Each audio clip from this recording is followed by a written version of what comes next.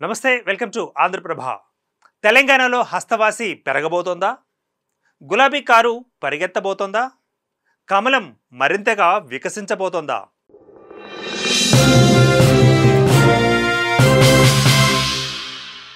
Jubilee హిల్స్లో జరగనున్న by ఎలక్షన్లలో ఆ మూడు పార్టీలు గెలుపును ప్రతిష్టాత్మకంగా తీసుకున్నాయా?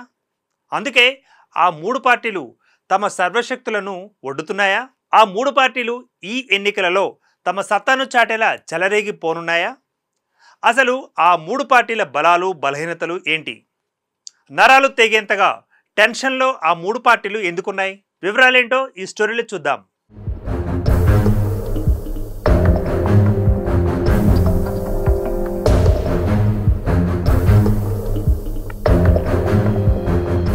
హైదరాబాద్ నగరంలోని జూబ్లీ హిల్స్ ఉప ఎన్నిక ప్రధాన రాజకీయ పక్షాలకు అగ్నిపరీక్షగా మారింది. అధికార కాంగ్రెస్తో పాటు ప్రధాన ప్రతిపక్షాలైన బీఆర్ఎస్, బీజేపీ గెలుపు కోసం అవసరమయ్యే అన్ని అస్త్రాలను ప్రయోగిస్తూ ఉన్నాయి. ఇక్కడ అధికార కాంగ్రెస్ అభివృద్ధి మంత్రం జపిస్తోంది. బీసీ కార్డు ప్రయోగం, సినీ కార్మికుల సంక్షేమం, మైనారిటీ వర్గానికి ఆ శాఖ మంత్రి పదవి ఇవ్వడం వంటివి ఆచరణలోకి తెచ్చింది. ఇక బీఆర్ఎస్ పార్టీ తమ అభ్యర్థి సునీతపై సానుభూతి ఏర్పడేలా చేస్తోంది. గత 3 పర్యాయాల ప్రాతినిధ్యం అనుభవించింది. అధికార పార్టీ వైఫల్యాలు, 6 గ్యారెంటీల బాకీ కార్డు, కాంగ్రెస్ పార్టీ అభ్యర్థి కుటుంబ నేపథ్యం తమకు కలిసి వచ్చే అంశాలుగా భావిస్తోంది. బీజేపీ హిందుత్వ ఎజెండా, ప్రభుత్వ వైఫల్యాలను ప్రధాన ప్రచార అస్త్రాలుగా మలుచుకుంటోంది.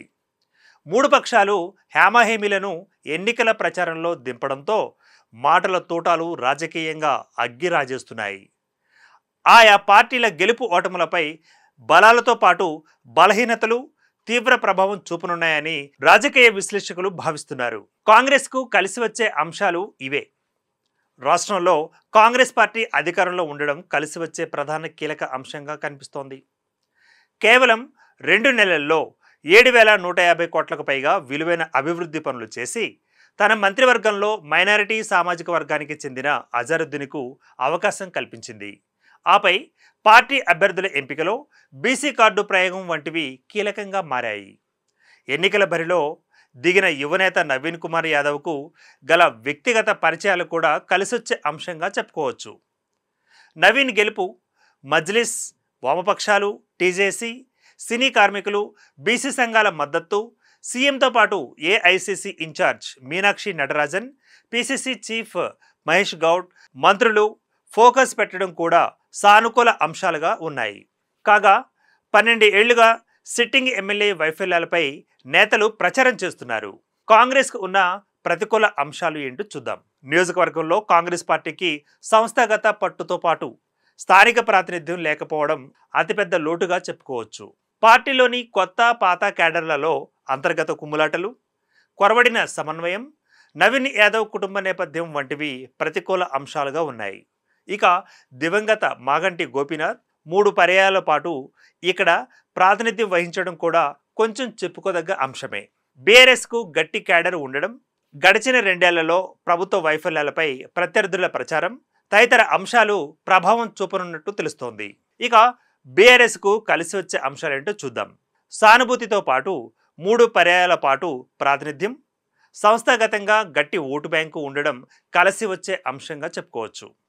ఇక స్థానిక ప్రాతినిధ్యం, ముస్లిం మైనారిటీల్లో పట్టున్న సోషల్ వర్కర్ ఒకరు తమ పార్టీలో చేరడంతో పాటు ఎన్నికల ప్రచార భారాన్ని మొత్తం బీఆర్ఎస్ వర్కింగ్ ప్రెసిడెంట్ కేటీఆర్ తన భుజస్కంధాలపై వేసుకోవడం స్కోరింగ్ పాయింట్గా చెప్పుకోవచ్చు ఇక్కడ. ఇక 2 ఏళ్లలో ప్రభుత్వ వైఫల్యాలు, 6 గ్యారెంటీల బాకీ కార్డుతో పాటు హైడ్రా కూల్చివేతల అంశం కూడా ప్రధానంగా బీఆర్ఎస్కు కలిసి వచ్చే పాయింట్. బీఆర్ఎస్కు ప్రతికూల అంశాలు కూడా ఉన్నాయి. అవేంటో చూద్దాం. ప్రస్తుతం బీఆర్ఎస్ అధికారంలో లేకపోవడం ప్రతికూల అంశంగా ఇక్కడ చెప్పుకోవచ్చు. ఇక పలువురు ముఖ్య నేతలు, కార్పొరేటర్లు పార్టీ నుండి ఫిరాయించడం సమస్యగా పరిణమించింది. అధికారంలో ఉన్నప్పుడు మిత్రపక్షమైన మజ్లిస్ ఇప్పుడు కాంగ్రెస్ పంచన చేరడంతో గట్టి దెబ్బను ఎదుర్కోవాల్సి వస్తోంది. తాజాగా అధికార కాంగ్రెస్ చేపట్టిన అభివృద్ధి మంత్రం, ప్రత్యర్థి యువకుడు కావడంతో పాటు వ్యక్తిగత పరిచయాలు అధికంగా ఉండడం వంటివి ప్రతికూలంగా పరిణమించే అంశాలు. ఇక కమలం పార్టీకి అనుకూలమైన అంశాలేంటో చూద్దాం. హిందుత్వ ఎజెండా, ప్రధాని మోదీ చరిష్మా, కేంద్రంలో అధికారంలో ఉండడం, రాష్ట్ర ప్రభుత్వ వైఫల్యాలు, కాంగ్రెస్ అభ్యర్థి నవీన్ యాదవ్ మాజీ మజ్లిస్ నేత కావడం, మజ్లిస్ బేషరతుగా మద్దతు ఇవ్వడం, టీడీపీ జనసేన పార్టీల మద్దతు, ఇక అభ్యర్థి దీపక్ రెడ్డికి విరివిగా వ్యక్తిగత పరిచయాలు ఉండడం. ఇక దీంతోపాటు ప్రతికూల అంశాలేంటో కూడా చూద్దాం. బీజేపీ సంస్థాగతంగా బలహీనంగా ఉన్నట్లుగా తెలుస్తోంది. దీంతోపాటు స్థానికంగా ప్రాతినిధ్యం లేకపోవడం శాపంగా పరిణమించింది. బీజేపీ పోటీ చేయడం ఇది రెండోసారి. 2023 అసెంబ్లీ ఎన్నికలలో కేవలం 14% ఓట్లు లభించడం కూడా మరొక ప్రతికూల అంశమే. కాంగ్రెస్ బీఆర్ఎస్లతో పోలిస్తే పార్టీకి బలమైన కేడర్ నెట్వర్క్ లేకపోవడం మరొక కారణం. మొత్తం మీద 3 పార్టీలకు ఏ రిజల్ట్స్ను జూబ్లీ ఓటరు ఇవ్వబోతున్నారన్నది తేలాలంటే నవంబర్ 14 వరకు వేచి చూడాల్సిందే. Keep watching Andhraprabha.